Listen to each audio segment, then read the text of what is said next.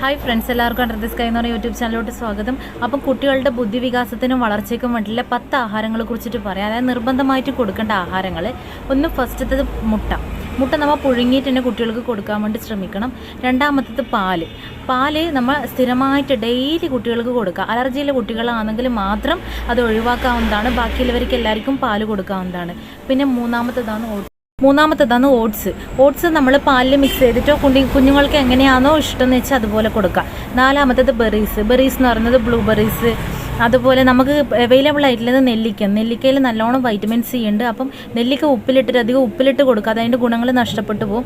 അപ്പം നമ്മൾ പച്ചക്കന്നെ തിന്നാൻ കൊടുക്കുക, അല്ലെങ്കിൽ ചെറുതായി മാത്രം ഉപ്പിലിട്ടിട്ട് കൊടുക്കുക.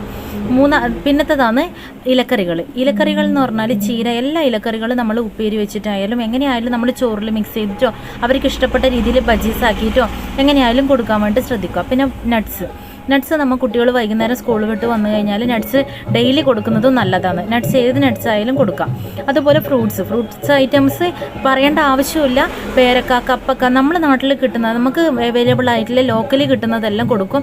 അതുപോലെ നമ്മൾ വാങ്ങിച്ചിട്ടുള്ളതാണെങ്കിലും നല്ലതായി ക്ലീൻ ചെയ്തിട്ട് കൊടുക്കാവുന്നതാണ്.